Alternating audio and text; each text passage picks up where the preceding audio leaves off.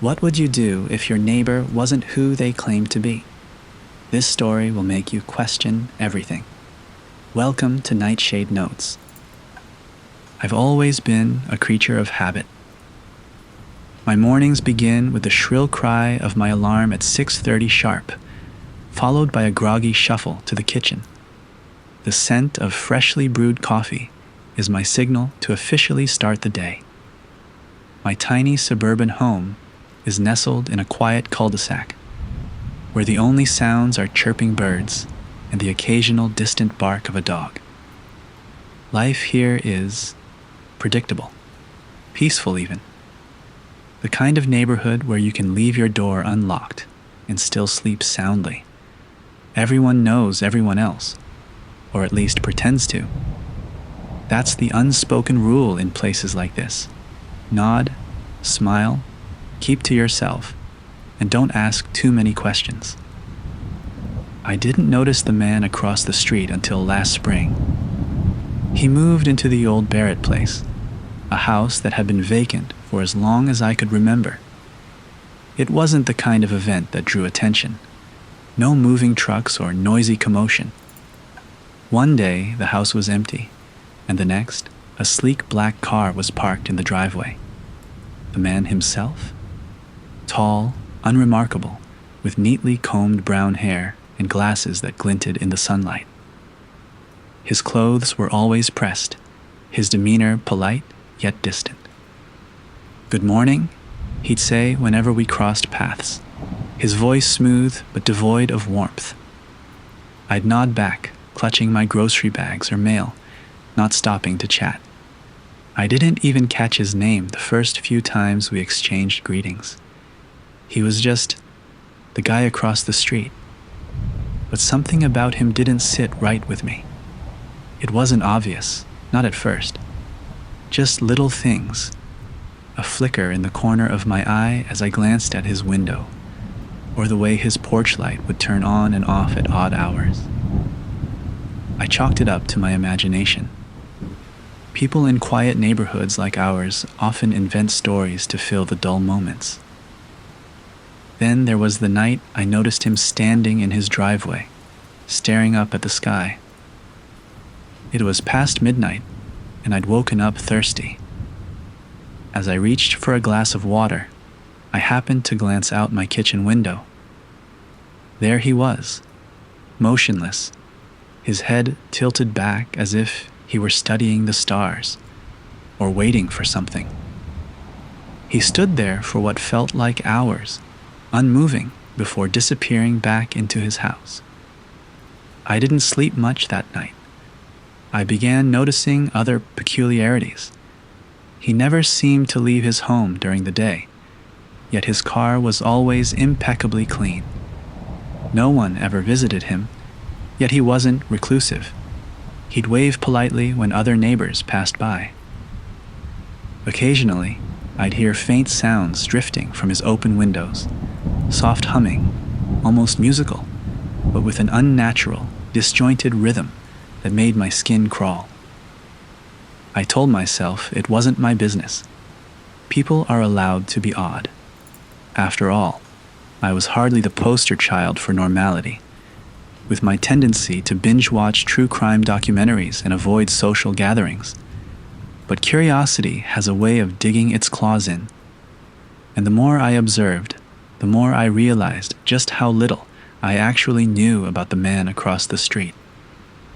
It wasn't until last week that things took a darker turn. I'd been sitting in my living room, idly scrolling through my phone, when a sharp knock startled me. I wasn't expecting anyone, and visitors were rare. Through the peephole, I saw him, my neighbor, standing rigid on my porch, his face shadowed by the dim light. When I opened the door, his expression was unreadable. "I apologize for the intrusion," he said, his voice as smooth and measured as always. "Have you noticed anything unusual around here?" The question caught me off guard. Unusual how? He hesitated, his gaze darting over my shoulder and into the house. Strange noises, odd lights, anything out of the ordinary. I shook my head, unsure whether to feel concerned or annoyed. No, nothing like that. He nodded, as if he expected my answer. If you do, please let me know immediately. Without waiting for a response, he turned and walked away, his figure melting into the shadows before I could gather my thoughts. That night, I lay awake, the weight of his question pressing on my chest. I hadn't seen or heard anything unusual, but I couldn't shake the feeling that I'd missed something important. As the days passed, I found myself watching him more closely, his movements, his habits, or lack thereof. I started noticing patterns, subtle but consistent, lights flickering at precisely 3:03 a.m., the hum of machinery in his garage, audible only when the world was silent, a faint, acrid smell lingering in the air whenever he was outside. And then, last night, I saw it, the thing that made my blood run cold. As I peered through my curtains, I caught a glimpse of him in his backyard, illuminated by the faint glow of a flashlight. He wasn't alone. There was someone, or something, with him. The beam of the flashlight wavered, casting long, jagged shadows across his backyard. I couldn't make out the figure standing with him, but they were tall. Too tall, almost inhumanly so. Their outlines seemed to shimmer, as though the air around them were distorted. My breath hitched, and I ducked behind the curtain, my heart hammering against my ribs. For a moment, I convinced myself it was a trick of the light, a strange optical illusion. But as I cautiously peeked out again, I knew better. The figure wasn't moving naturally.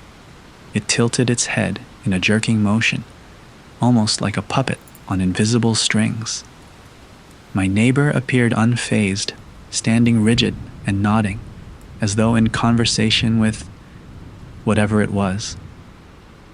A sudden chill swept through my living room, though the windows were shut. It felt like the air itself was charged, thick with an unseen tension. I wanted to keep watching, to piece together whatever bizarre scene was unfolding, but fear pinned me in place. Then, just as suddenly as it had started, the flashlight flicked off. The backyard plunged into darkness. I strained my ears, hoping to catch some sound. Footsteps, voices, anything. But the night was silent, too silent.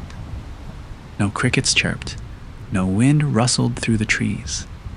It was as though the world had momentarily stopped. The next morning, I tried to shake off the unease. Maybe it was just a dream, I told myself. Stress-induced hallucinations weren't unheard of, and I'd been wound up ever since my neighbor's strange visit. Still, the image of that distorted figure lingered, replaying in my mind every time I closed my eyes. I decided to distract myself with routine, laundry, dishes, anything to keep my thoughts occupied. By mid-afternoon, I had almost convinced myself that the previous night had been nothing more than a figment of my imagination. But as I stepped outside to retrieve the mail, a new oddity caught my attention. The air smelled wrong, acrid, metallic, like scorched wires or singed hair. It wasn't strong, just faint enough to make me second-guess it, but it was there. I glanced across the street. My neighbor's black car gleamed in the sunlight as spotless as ever. His curtains were drawn, as they always seemed to be during the day. I shook my head and returned inside, but the smell followed me. Or maybe it was just lingering in my nostrils. Either way, I couldn't ignore it. That evening, I decided to go for a walk, hoping the fresh air would clear my head. The neighborhood was quiet as usual, but it didn't feel the same. Shadows seemed to stretch a little too far, bending in ways they shouldn't. The street lights buzzed faintly, their glow flickering like they were on the verge of burning out. I passed by the Barrett house, quickening my pace as I drew closer. For the first time, I noticed something peculiar about his front yard. The grass was too perfect, not just well-maintained, but unnaturally uniform. Every blade, the exact same shade of green and length. It looked more like a photograph of a lawn than a real one. A chill ran down my spine. I glanced at the window, half expecting to see my neighbor standing there, watching me. But the curtains remained shut. The sound came next. I was almost home when I heard it. A low, guttural hum, like machinery grinding deep underground. It wasn't coming from the streetlights or nearby homes. No, it was coming from below my feet. I stopped, listening, my ears straining to pinpoint the source.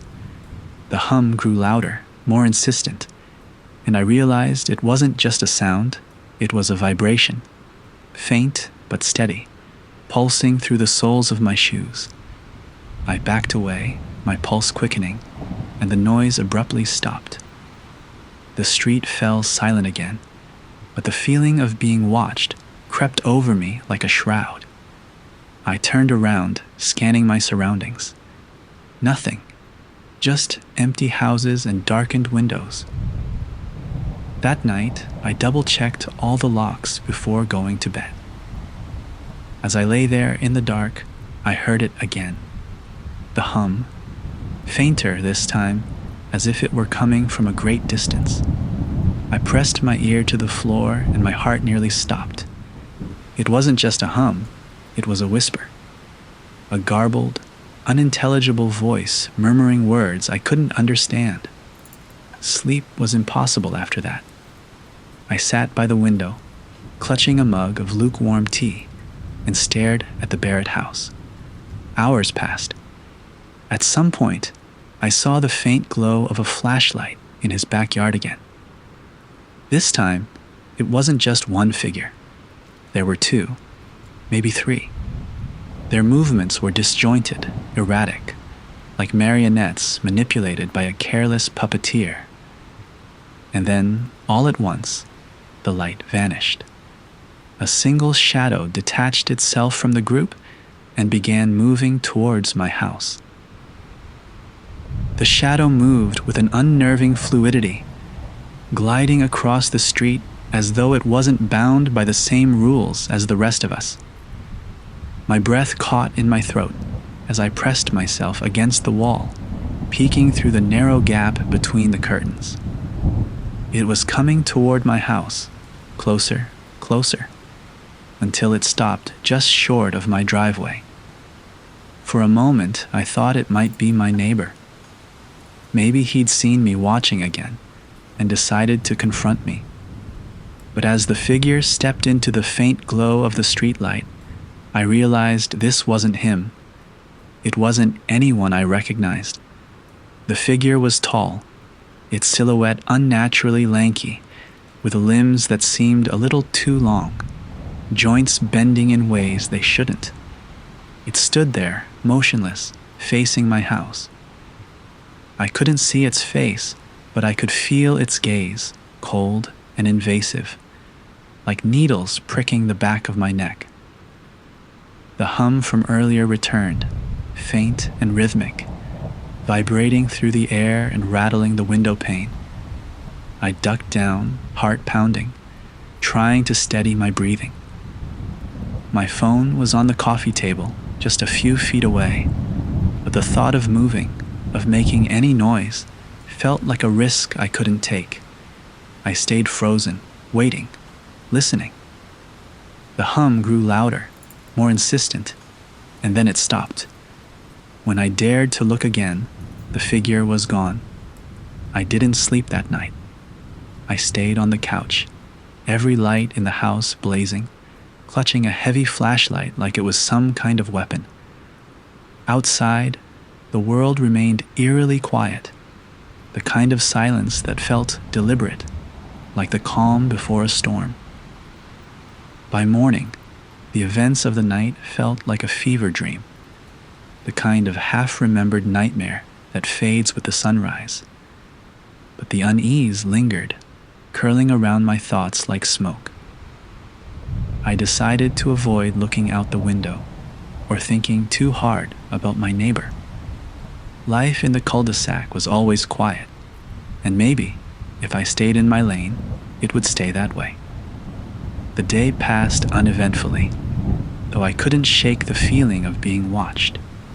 Every time I stepped outside, I felt unseen eyes on me. The air seemed heavier than usual, carrying that faint metallic tang that had become all too familiar. That evening, as I was washing dishes, the lights flickered. Just once, a brief stutter, but enough to make my stomach twist. I glanced at the clock on the microwave, 8:37 p.m., the exact time the hum had started the night before. I turned off the faucet, standing perfectly still, waiting. And then I heard it. A knock at the door. Not the casual, polite kind, but a deliberate, measured tapping. 3 knocks. A pause. 3 more. My stomach dropped. I crept to the door, every instinct screaming at me not to open it, but I couldn't stop myself. Through the peephole, I saw my neighbor. He stood there in his usual pressed shirt and slacks, glasses perched neatly on his nose. But something was wrong. His posture was stiff, unnatural, and his face was unnervingly blank, like a mask. "Good evening," he said, his voice muffled through the door. "I wanted to check on you. You seemed unsettled last night." I didn't respond. My fingers tightened around the doorknob, but I couldn't bring myself to unlock it. "May I come in?" he asked, tilting his head slightly. The movement was slow, calculated, like he was mimicking human behavior but hadn't quite perfected it. "No," I said, my voice trembling despite my efforts to sound firm. For a moment, he didn't react. He just stood there, his head still tilted, as though he were processing my answer. Then he smiled. It wasn't a friendly smile. It was too wide, too precise, like it had been practiced in front of a mirror. "I understand," he said. "Let me know if you need anything." He turned and walked away, but as he did, I noticed something that made my blood run cold. His shadow. It didn't move like it should have. While his body moved forward, the shadow lingered, lagging behind as if reluctant to follow. When he finally disappeared into his house, the hum returned, louder than ever, pulsing through the walls and floor like a heartbeat. I retreated to the living room, shaking, and grabbed my phone. I needed to tell someone, anyone. But as I unlocked the screen, the hum abruptly stopped, replaced by a single notification. Unknown. Number. Stop watching. My hands trembled as I stared at the message. There was no way to trace it, no number to call back. And then, just as quickly as it had appeared, the message vanished. Not deleted. Gone, as though it had never existed. That's when I noticed the metallic smell again, stronger this time. It wasn't coming from outside. It was inside the house. I didn't sleep that night. Every sound, the creak of the floorboards, the hum of the refrigerator, even the whisper of wind against the windows, felt amplified, deliberate, as though the house itself were conspiring to keep me awake. The message had disappeared, but its warning echoed in my mind. Stop watching. But how could I stop? Every instinct screamed that something was terribly wrong with my neighbor and with this town. Ignoring it now felt impossible. I had to understand what was happening, even if the answer terrified me. The next morning, I decided to start with his house. Not directly, of course. I wasn't brave enough to confront him again. but there had to be something I'd overlooked in my countless walks past it. I grabbed my coffee and ventured outside, pretending to be casually trimming the bushes in my front yard, though my eyes stayed fixed on his property. From a distance, the house appeared perfectly normal. Too normal. The paint was immaculate, the windows gleamed in the sunlight, and the lawn, still unnaturally pristine, looked like it had been frozen in time. But then I noticed something. A small, almost imperceptible crack in the foundation near the side of the house, partially hidden by a row of perfectly aligned flower pots. It wasn't much, but it gave me an idea. That evening, I waited until the sun dipped low, casting long shadows across the cul-de-sac, before making my move. I circled the block, careful to stay out of sight until I reached the back of his property. From here, the crack was more visible. It ran deeper than I'd thought, a jagged fissure that seemed to disappear into the earth. I crouched down to examine it, feeling the cool, damp soil beneath my fingers. A faint smell wafted up from the crack, metallic and acrid, like the air after a lightning strike. It was the same smell I'd noticed before, but now it was almost overwhelming. As I leaned closer, something caught my eye, a faint glow emanating from deep within the fissure. It was a soft, pulsating light, like the ember of a dying fire. My stomach churned as I reached for my phone to take a picture, but the moment I clicked the shutter, the light vanished. The hum returned, faint but unmistakable, vibrating through the ground and up my legs. I scrambled back, heart racing, and nearly collided with someone. "Whoa there," a voice said, steady and calm. I spun around, clutching my phone like a lifeline.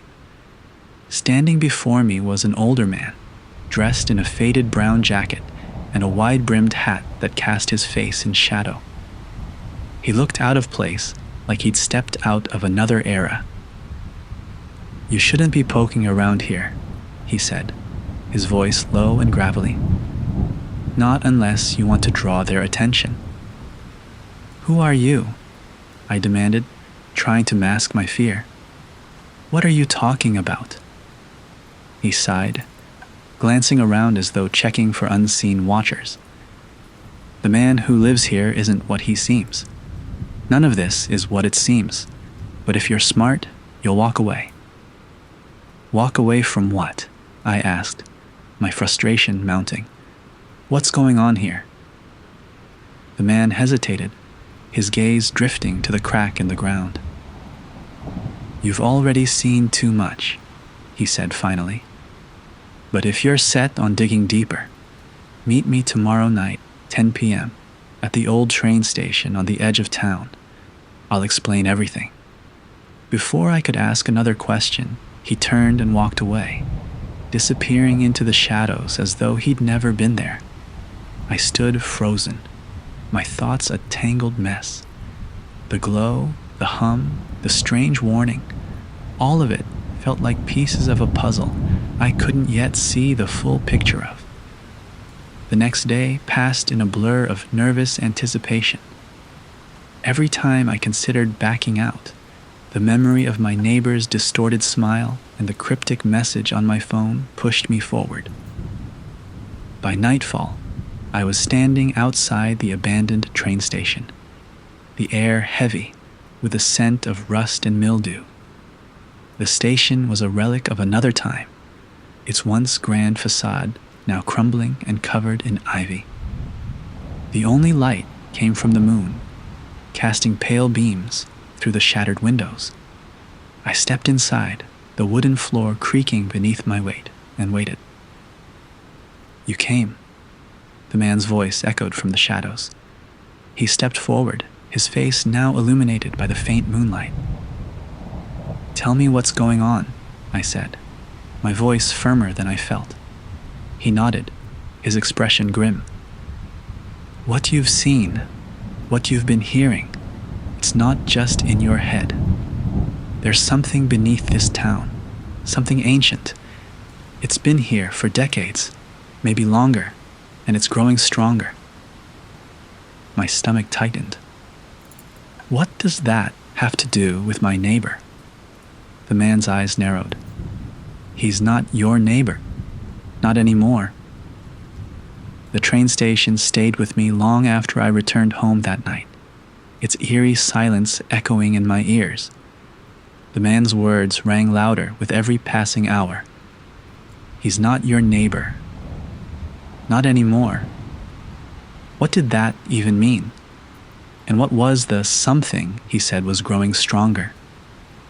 I wanted to believe he was just another conspiracy theorist, but the evidence I'd been ignoring, the hum, the glow, the shadow that didn't move like it should, was beginning to stitch itself into an undeniable truth. Sleep was impossible. Every time I closed my eyes, I pictured the fissure beneath my neighbor's house, pulsing like a heartbeat, alive. I pictured his too wide smile and the distorted way his shadow lagged behind him, like it wasn't his at all.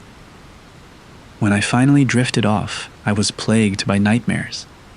I dreamt I was standing in my living room, looking out the window. The street was pitch black, the street lights snuffed out.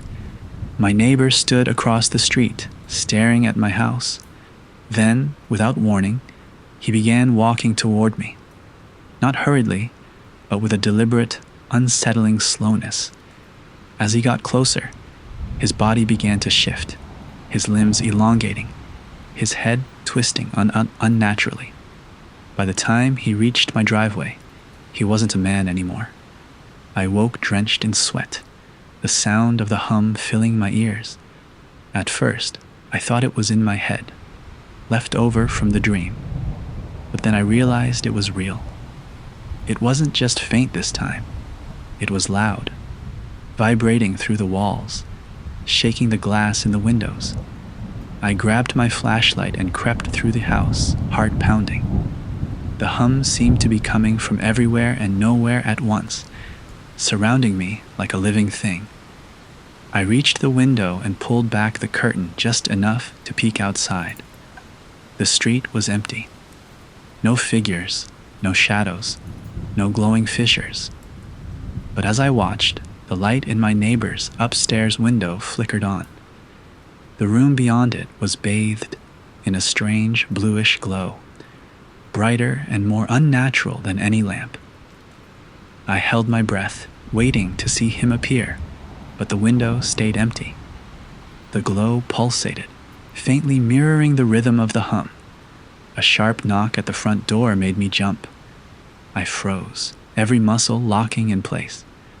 The knock came again, louder this time, followed by a voice. "Hello? Are you there? It's me."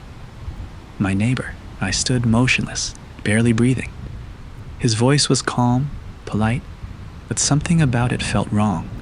Too even, too measured, as if he were reciting lines from a script. "I noticed your lights were on," he continued. "I wanted to make sure everything's okay." I stepped back from the door, heart racing. His tone was casual, but there was something predatory beneath it, like a wolf wearing a sheep's skin. My phone buzzed in my hand, startling me. Unknown number. "Do not open the door." The hum grew louder. It seemed to respond to the message, as if the two were connected.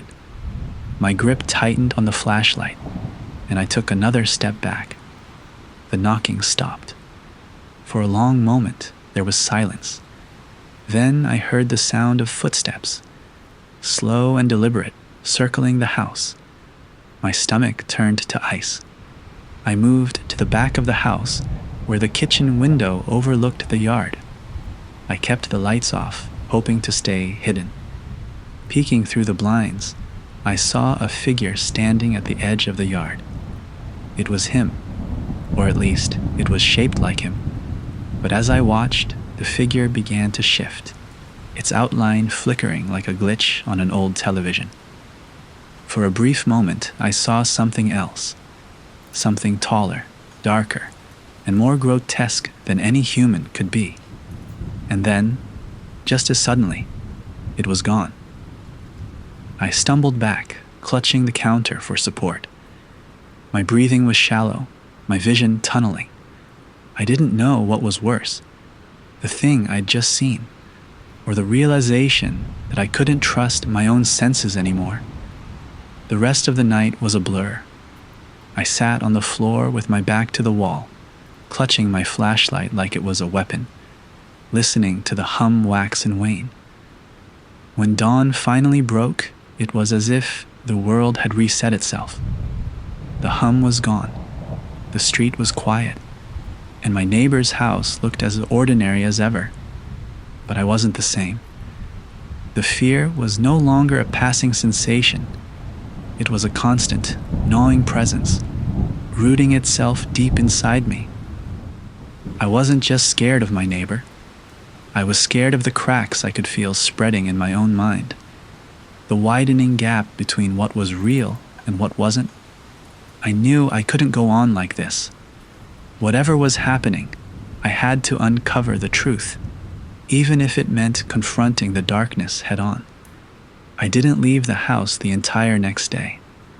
Every sound outside, footsteps, birdsong, the occasional hum of a passing car, felt like a prelude to something terrible. I couldn't shake the image of my neighbor's distorted silhouette or the glitching figure in the yard. The unknown number texted again around midday. It's time to go deeper. Find the basement. My basement. His basement. The message offered no clarity, but the thought of entering either sent a chill down my spine. Still, the cryptic instructions gnawed at me, impossible to ignore. If there were answers to be found, they'd be buried there. As the sun dipped low, casting long shadows through my windows, I grabbed a flashlight, a crowbar, and my phone. My house didn't even have a proper basement, only a crawl space accessible through a door in the kitchen floor. I'd avoided it for years, only venturing down there once to check for leaks. I could hardly remember what it looked like. The door groaned loudly as I pried it open, the hinges stiff from disuse. A faint, damp smell rose up, mingling with the dusty air of the kitchen. I shone the flashlight down, illuminating a short ladder that descended into darkness. I hesitated, my heart thundering in my chest. Was this what the message meant? Was the basement I needed to find somehow connected to my own house? I climbed down slowly, the old wooden rungs creaking under my weight. My feet hit the packed dirt floor, and I swung the flashlight beam across the cramped space. It was smaller than I remembered, just a narrow room lined with exposed pipes and forgotten boxes. But as I stepped further in, the beam caught something new. A small square door in the far wall, bolted shut. The bolt looked old but untouched, the kind of thing you wouldn't notice unless you were looking for it. My hands trembled as I reached for it, pulling the bolt free and swinging the door open. Behind it was a tunnel. The walls were rough, the floor uneven, but it was unmistakably man-made. A faint, bluish glow emanated from deeper inside, the same glow I'd seen in my neighbor's window. The hum returned, vibrating faintly underfoot, growing louder as I stepped forward. I didn't want to go in. Every instinct screamed at me to turn back, to nail the door shut, and never speak of this again. But I couldn't, not with the glow pulling me forward like a moth to a flame. The tunnel twisted and turned, narrowing in places until I had to stoop to keep moving. The air grew colder, sharper, carrying that same metallic tang I'd smelled near the fissure. The glow grew brighter with every step, bathing the rough walls in an otherworldly light. And then I reached the end.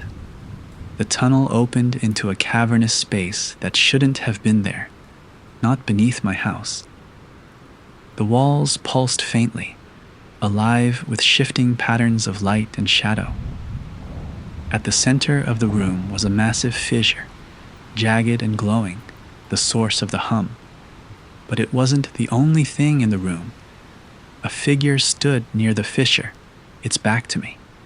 It was tall and impossibly thin, its limbs too long, its head tilted at an unnatural angle.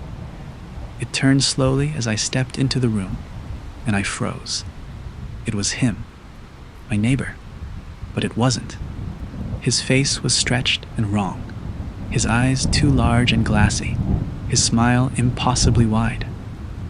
The flickering light from the fissure made his features seem to ripple, as though his skin were a mask barely holding something else inside.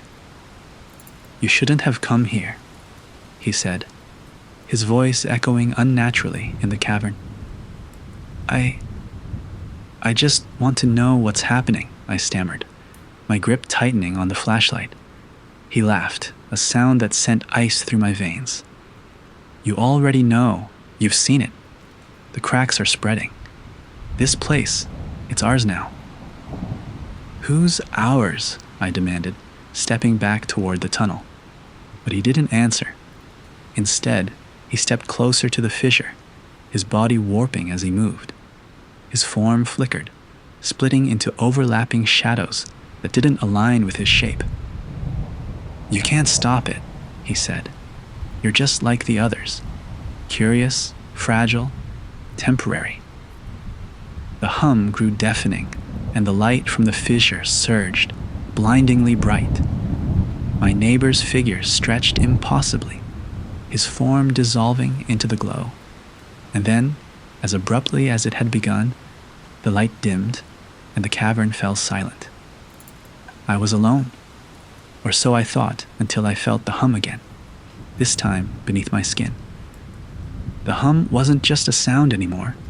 It was inside me, vibrating in my chest, crawling up my spine. My hands trembled as I gripped the flashlight, its beams shaking wildly across the walls of the cavern.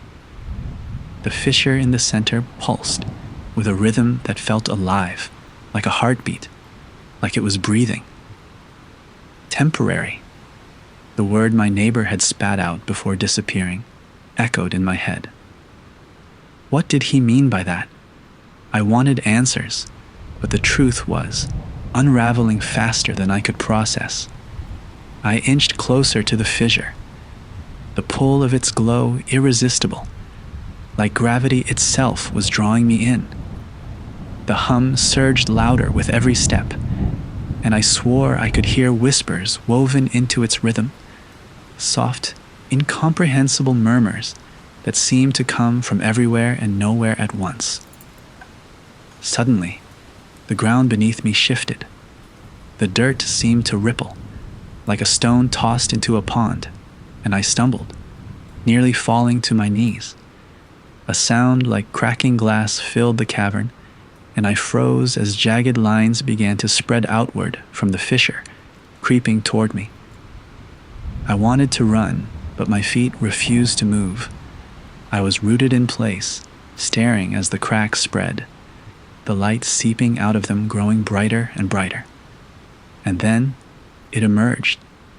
The fissure swelled, the jagged edges bending outward like something massive was pushing through from the other side.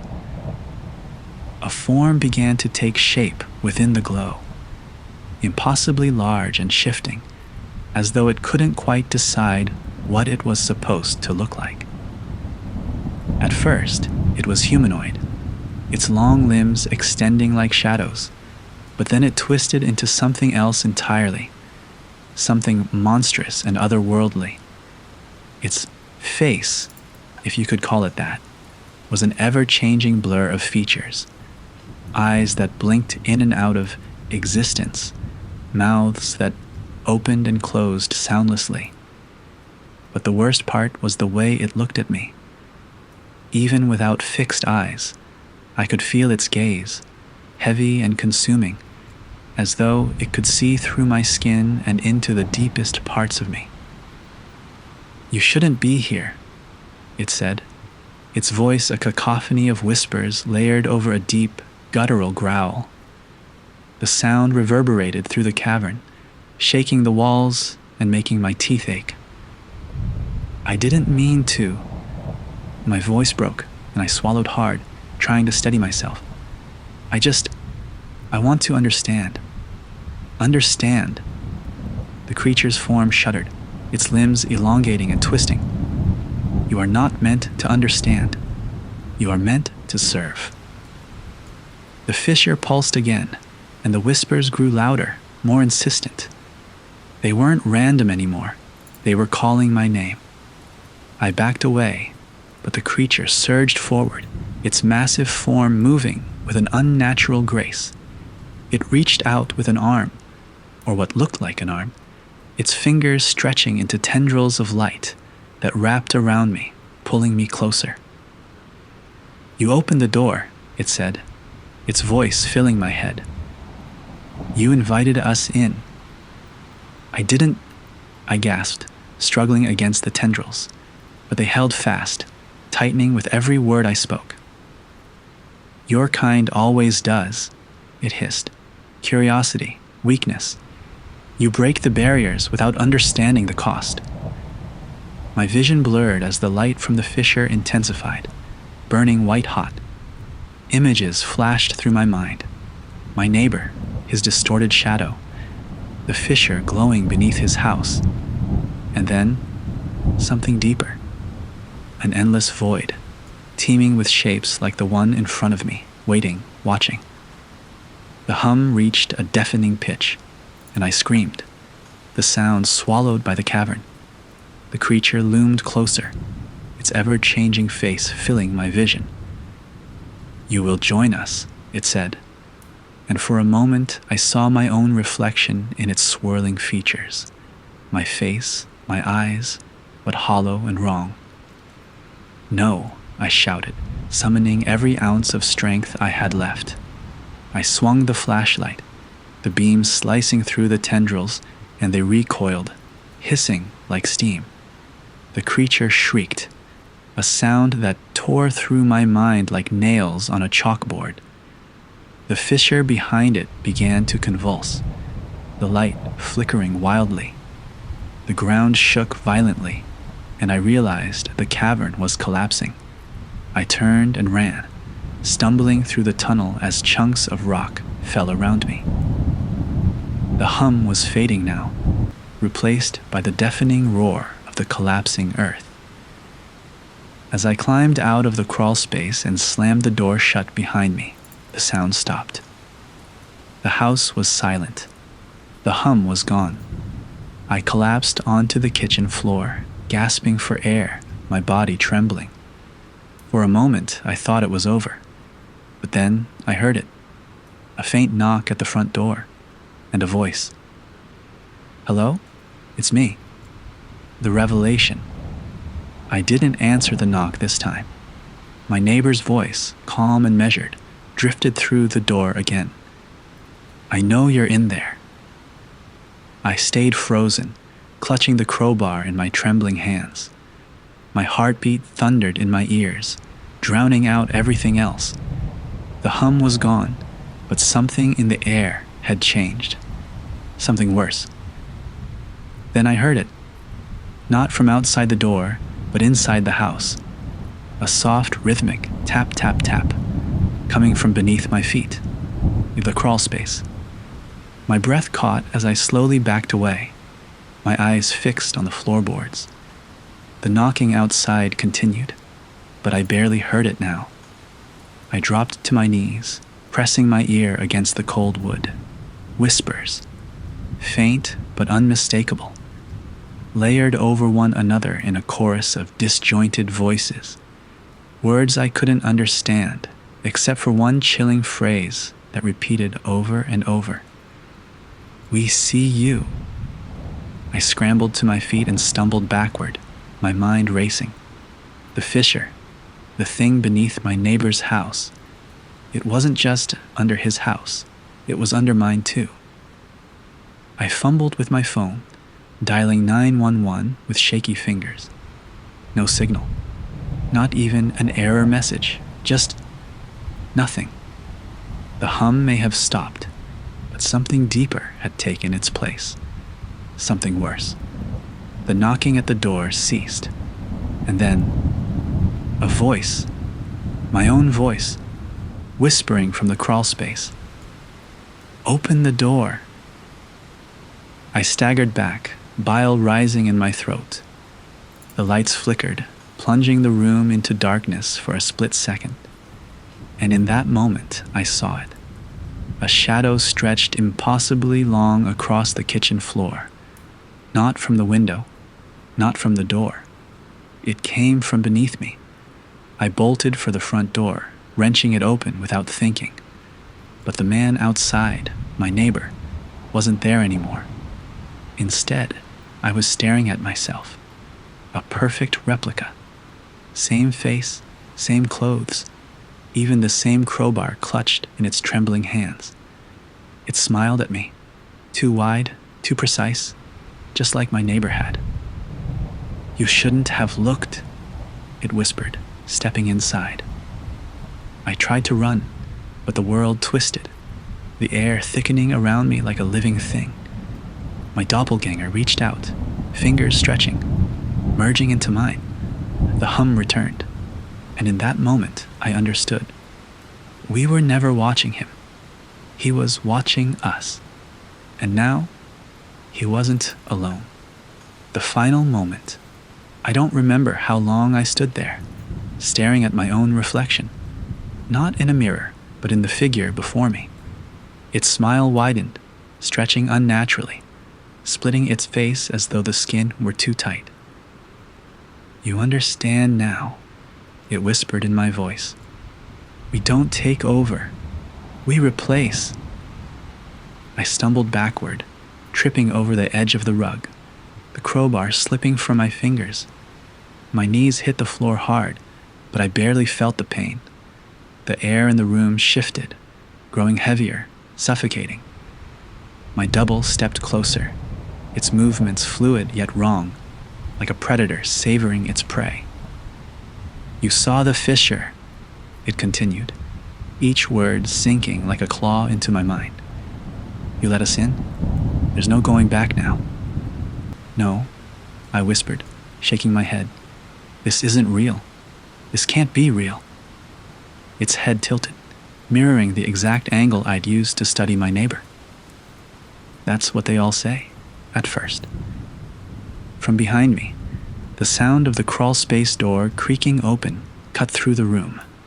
Slowly, almost against my will, I turned my head. The glow was back. Faint blue light spilled from the kitchen floor, pulsing in time with the hum that now vibrated through the walls. Shadows began to pour out of the opening, liquid and sinuous, slithering across the floor like smoke with weight. And then the whispers started again. They were louder now, clearer. No longer unintelligible, the words came through sharp and cold. We are many. We are endless. We are here. The shadows writhed, converging toward me in a growing tide. My doppelganger's grin widened, impossibly so, splitting its face into two halves, as its voice became a chorus, rising above the whispers. You can't escape what you have already become. No, I screamed, clawing at the floor as the shadows wrapped around my legs. Their touch burned and froze at the same time, pulling me backward toward the crawlspace. I thrashed, kicking wildly, but the more I struggled, the tighter their grip became. My doppelganger knelt beside me, its face hovering inches from mine, its breath cold and metallic. You opened the door, it said softly. It's time to close it from the other side. The shadows surged, yanking me into the glowing abyss. My hands scraped uselessly against the edges of the opening, and then I was falling, down into a void, where light and time and sound twisted into an endless cacophony of shapes and colors that had no meaning. My screams dissolved into silence as the world around me unraveled, fracturing into fragments of memories that weren't my own. Then, nothing. When I woke, I was standing in my front yard. The house was quiet. The street was normal. Birds chirped. A lawnmower hummed in the distance, and the faint smell of cut grass hung in the air. Everything was just as it had been, except it wasn't. I glanced down at my hands. They were mine, but they weren't. The lines in my skin were wrong, the color slightly off, the nails too perfect. I touched my face, my hair, my chest. Everything felt familiar, yet foreign. The front door opened behind me. I turned slowly, expecting to see myself again. But it was my neighbor, the man who'd started all of this. Only now I understood. His too perfect smile, the way his shadow lagged behind him, the hum that seemed to follow wherever he went. He wasn't watching me. He was waiting for me. He nodded once, as though we'd exchanged a silent agreement, and turned to walk back into his house.